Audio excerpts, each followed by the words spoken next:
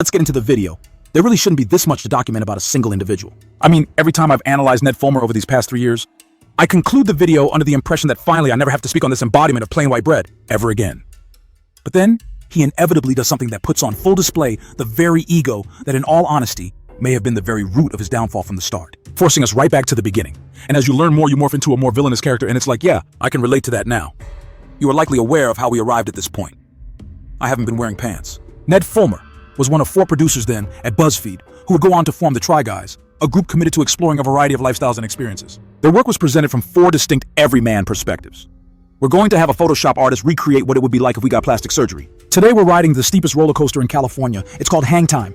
Today we're getting our bones professionally cracked. And while the other 3 co-founders each leveraged the more unique aspects of their personalities to build their brands, look, Zach, I wanted to say this to you for years. Being bad at things is not a personality trait. Yeah, I would say like more than a couple lifetimes supply. To be valued like fried chicken, quite the statement. He claimed, I'm worth all the fried chicken you can eat. He had also admitted to being notoriously the most secretive try guy. He liked to paint himself as brutally honest, yet confessed to having a lot he preferred not to share. So instead, Ned Fulmer made a calculated choice to build his entire identity around one particular aspect of his life. That aspect was his marriage. But he wasn't content with simply being a wife guy.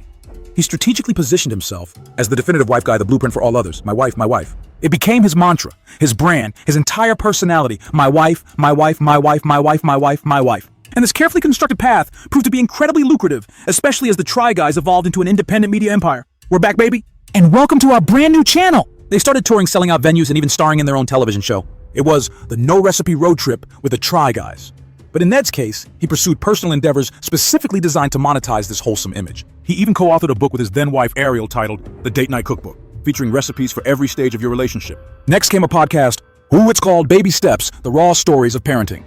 But this entire carefully crafted world would violently crumble in 2022. It all began when incriminating photos surfaced, showing him engaging with an engaged employee from their own company.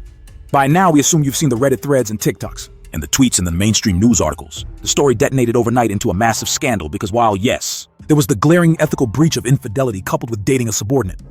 As a business owner, a secret boss-employee dynamic is wildly inappropriate. The power imbalance is a minefield. If that relationship ends poorly, it's a wrongful termination suit at best, and a sexual misconduct lawsuit at worst.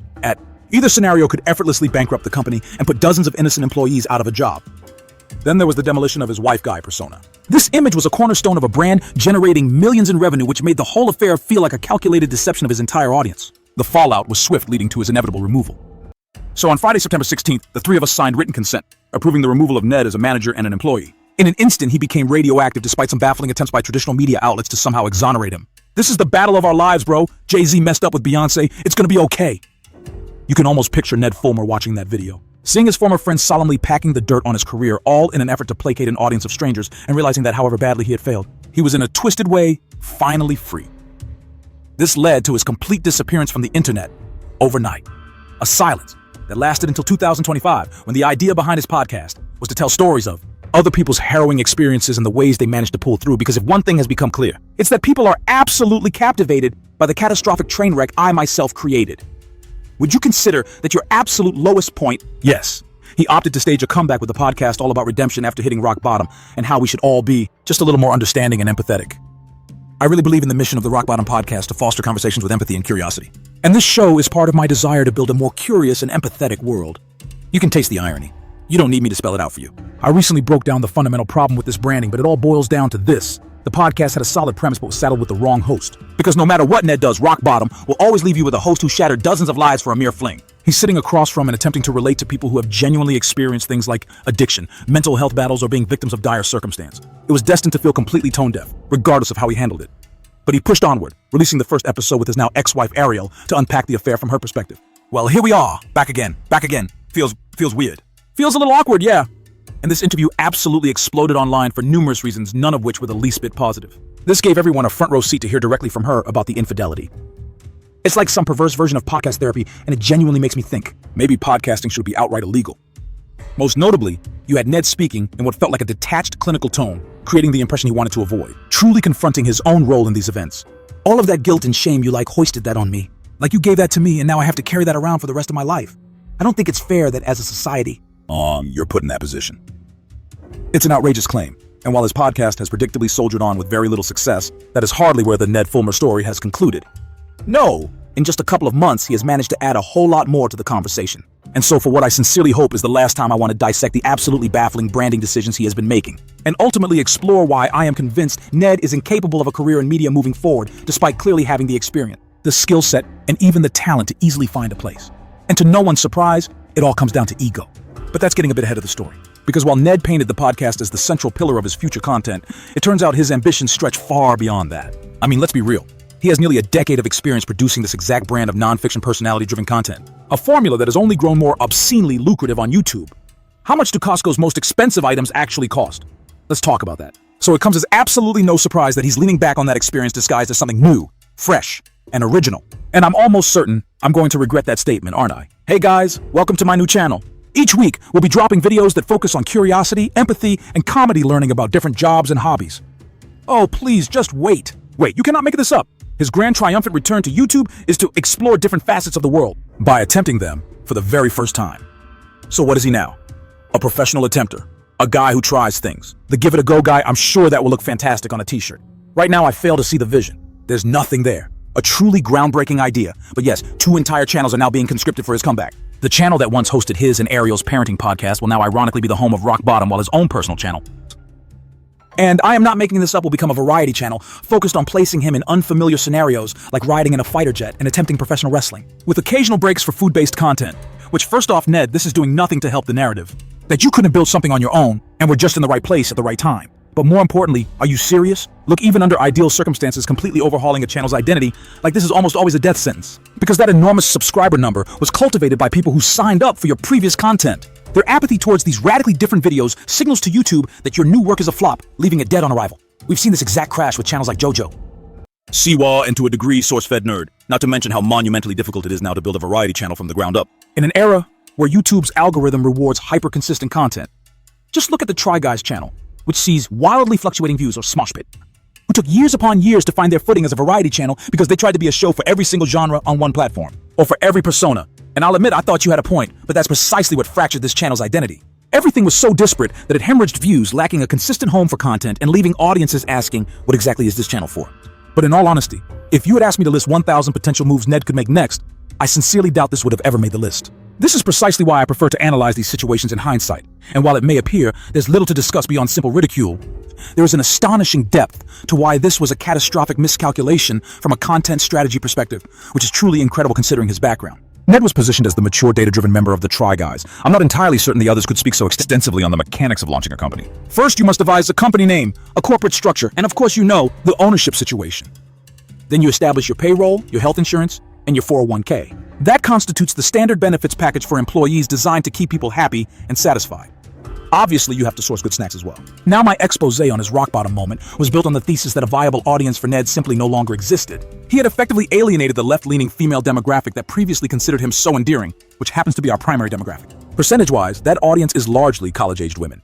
Yet he remains far too progressive to capture a right-wing viewership, having stated, "I'm voting for Joe Biden." He believes everyone deserves access to affordable healthcare and that Black lives matter. Now, yes, there is probably someone more clever than me who could devise the comeback strategy to prove me wrong. But let me be clear. It won't be Ned.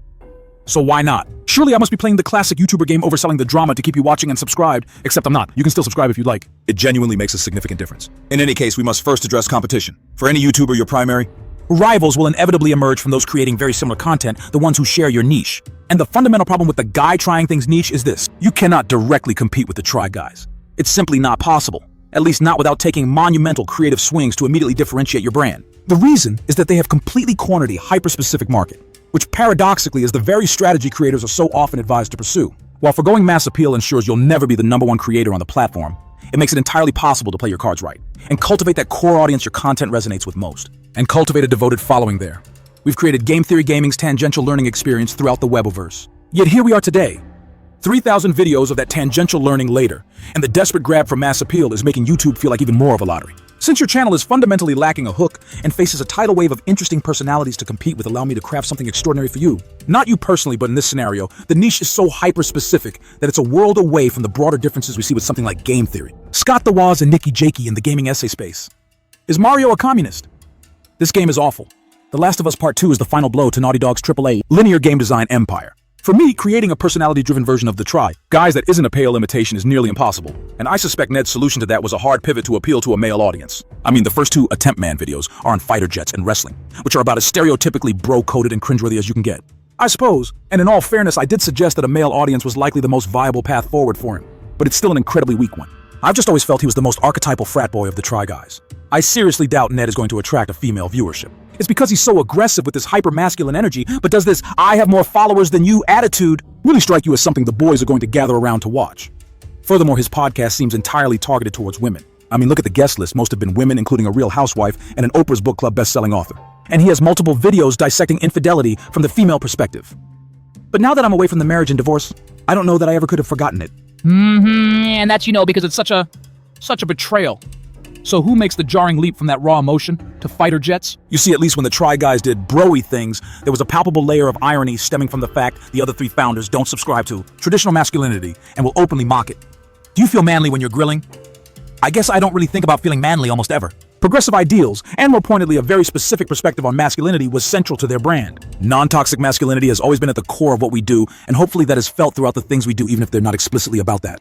And that's not even getting into the damning allegation that he fabricated a video's results simply to project a more masculine image than the other founders. We were actually measuring our own sperm count and testosterone levels, and this was during the BuzzFeed era where we had absolutely no oversight. We were the only ones checking our work. And I'm not about to start pointing fingers. I'm not going to name names. But a certain somebody was the very last person to put their hands on the edit for that video. That person then inserted some numbers at the end and slammed the publish button at 1 in the morning, and as a consequence, that error is now on the record for all time. So with Ned attempting to just bro his way through this, that essential irony is missing.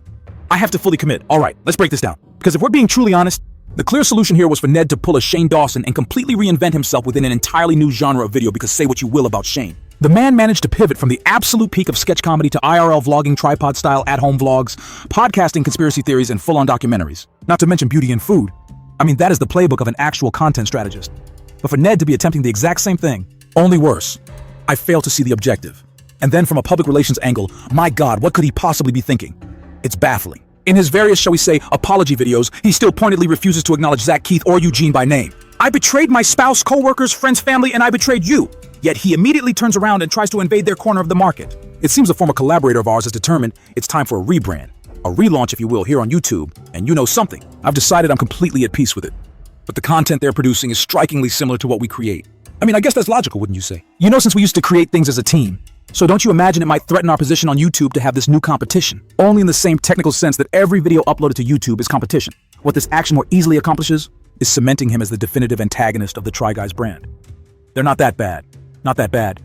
How could you possibly say that after all of this? Seriously, everyone, we are entirely unbothered, and in fact, we are fully in support of the relaunch of BuzzFeed Video. Oh, that is what you were all referring to, right? Which, if you're in his shoes, is the last thing you should want.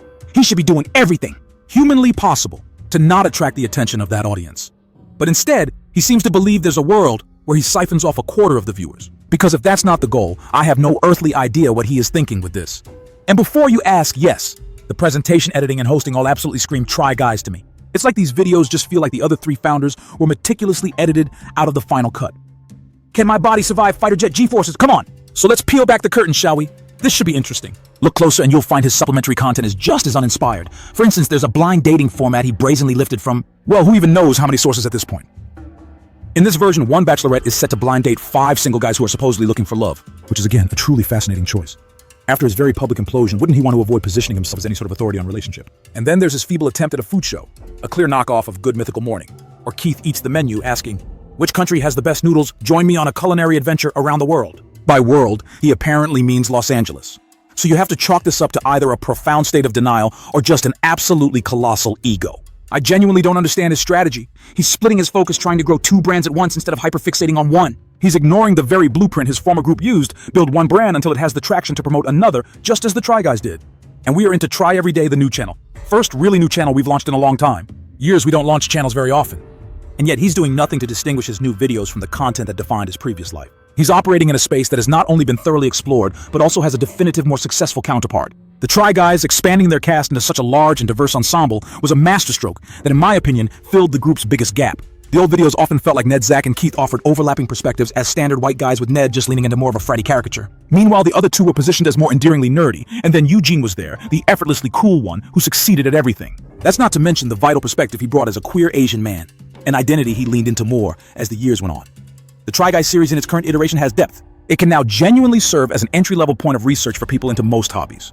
Think about it, you can more easily find a cast member you connect with. You can watch how they experience something you're considering and use that as your starting point. Meanwhile, to compete with all of that value, we get Ned, the one member famous for never having a distinct standalone image. And what's truly unbelievable is I haven't even gotten to the part you're all really here for, which is of course Ned's most recent attempt at damage control. Hello, I've heard a lot of that commentary and reactions to my podcast episode with Ariel, and I wanted to take this video to address some of them. Now, right off the bat, before we even dissect the substance of his statement, I want to make one thing absolutely clear. It was a monumentally foolish decision for Ned to even make this video. Unleashing another response video is a baffling move precisely because there was never a winning scenario. Ned already took a shot at an apology in his podcast pilot, but he completely fumbled it with his catastrophic handling of the subject. Not that I believe any path to forgiveness ever existed, but when it comes to YouTubers managing controversies, that move is supposed to be the absolute last resort. A response video is meant to have a clear objective right, a plea for forgiveness, an attempt to debunk claims, or a moment of clarification. But in reality, there's only one outcome it is guaranteed to achieve: dragging a massive spotlight onto, well, the very inferno you're trying to escape. The only thing I've ever groomed is my 2 Persian cats. I'm not a groomer, I'm just a loser. So if you intend to make a statement to finally bury a controversy, you either have to deliver a flawless knockout on your first attempt, or simply accept the damage and move on. It's a case study I often reference, but just look at Nick is Not Green. When his own audience grew incensed with how he utilized his platform during the super mega situation, he dropped like 5 responses, each one contradicting the last in some critical way. This is the 5th time I've responded to this, and every single time before this, I have done or said things that have made my actions even more harmful. So for one, it ensured that ignoring the fallout was no longer a viable option. Not that I'm suggesting that would have been the morally correct path anyway. But for 2, it meant that by the time he finally delivered what I do believe was a more genuine reflection on his own behavior, it took way too long for me to realize that not only was I wrong about the way that I have used my platform over the past few months, but a lot of the people who made content about me were actually right. By then, most people were just jaded, unable to discern if this was sincere remorse or just a final desperate public relations move after exhausting every other option. Just like in Ned's case, the people who detest him are immovable. They are not changing their minds 3 years later because of a deeply underwhelming comeback attempt. So I fail to see what upside he possibly thinks this provides. Just move on. Ignore everyone until the noise dies down, and then you'll have the chance to cultivate new viewers. And I know the answer some might give is that he's doing this for, well, for the very reason I'm discussing it now. It garners him attention, and there's no such thing as bad publicity, right? And hell, if you really want to be cynical here, it's worth highlighting that while the first response was at the top of the podcast episode with Ariel, on the Rock Bottom channel, this new statement is on his personal Ned Fulmer channel. Now, I can't speak to his intentions because I don't read minds, but objectively speaking, since he gets more views every single time he acknowledges the situation, he's now strategically acknowledged it once on each of his channels. Is it not plausible that he imagined this scandal would ignite a similar surge in viewership for the Ned Fulmer channel as the Rock Bottom channel experienced upon its relaunch? The problem, however, is that this technique is notoriously difficult to execute. Leveraging negative publicity to launch a meaningful career almost always requires years of commitment to embracing the villain archetype like a Logan Paul or a Trisha Paytas. For everything one can say about Ned, and again, I am giving his character far more credit than is due, I cannot see him openly adopting a villainous role. With his children in the public eye, I mean, certainly he'll joke about it. So just looking at me, you think I'm a good guy or a bad guy. You start out as a good guy usually, and then as you learn, you morph into a more villainous character. No, yeah, I can relate to that, ha ha ha. But even that statement pertains more to how he is perceived rather than a genuine desire to fill those shoes. And just examining his channel, the radical fluctuation in his views signals that what's occurring is essentially that one SpongeBob episode where the angry mob appears, dismantles what they can, and then instantly moves on. And not for nothing, but having people click on a video only to immediately dislike it and leave is not helping the algorithm believe your content is worthy of being shown to others. Moreover, this man has absolutely no understanding of optics. Oh my God. See, he suddenly unveiled a chronic illness he's been contending with for over a decade. Really important to me, because I actually have this. I've been living with it since 2013, it's relapsing remitting miss.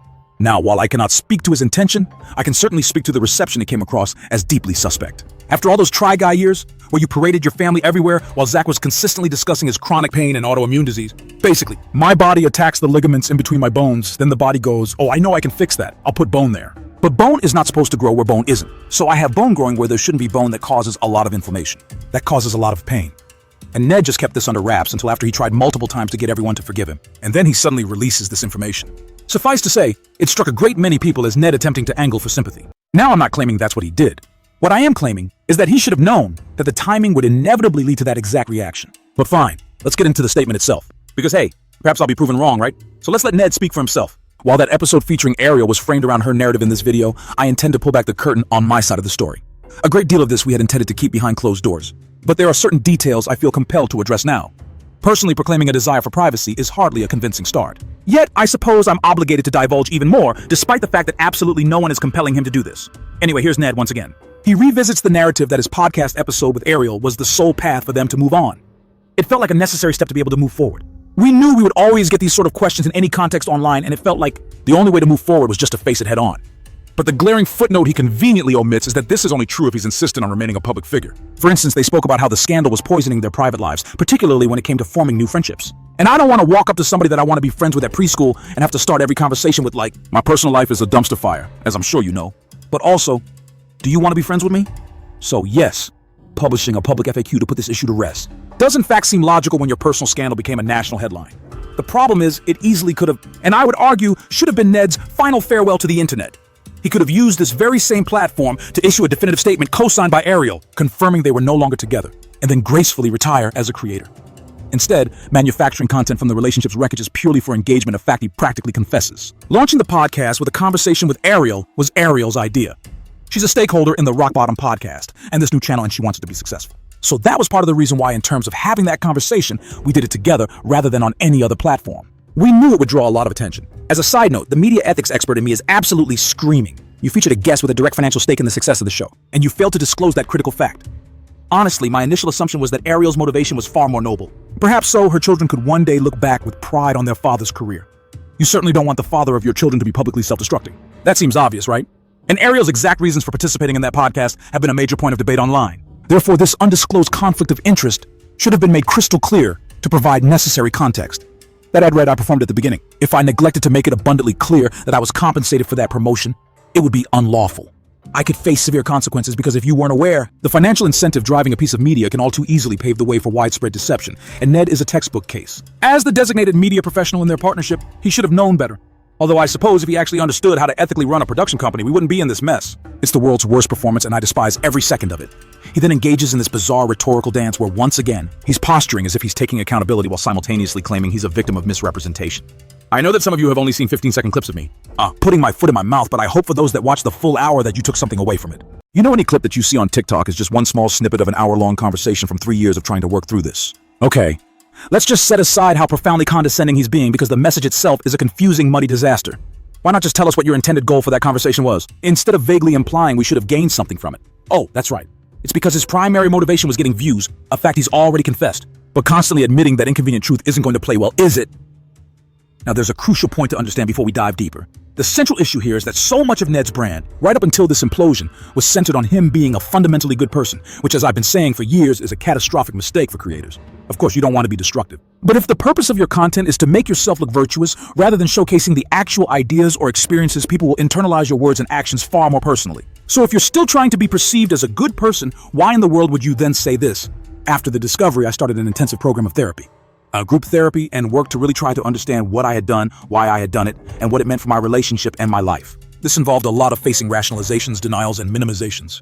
All of these mental clouds that help you continue behavior that you know is hurtful, and you still do it anyways. So it let me face the truth and acknowledge in no uncertain terms that I cheated on my wife with an employee of my business, and it caused her immense pain and shattered our marriage. Oh, wait a minute. I know exactly why YouTuber apologies are so often packed with details about their therapy experiences. It's to address whatever deep-seated issues led to their downfall.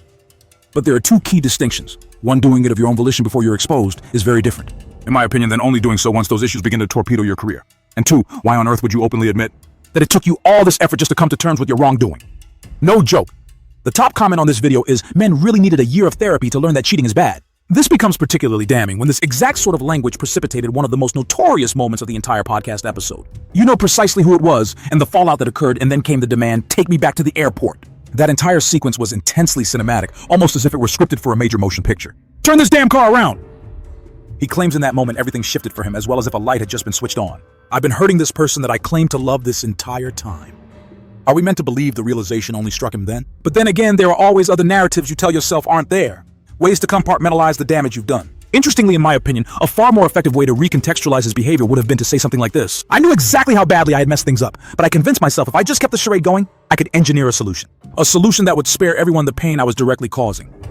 But, and here's the chance to use therapeutic language correctly looking back now, I realize it was my own profound arrogance in trying to sidestep the problem that led to my cowardly handling of the entire affair. I simply cannot grasp this bizarre oscillation between Ned supposedly owning his actions and then immediately distancing himself from them. It's an incoherent message. and that incoherence leaves behind a narrative vacuum that the internet is more than delighted to fill with its own theories. Ned then pivots to addressing the actions he took to supposedly repair the relationship, stating, in terms of my relationship with Ariel,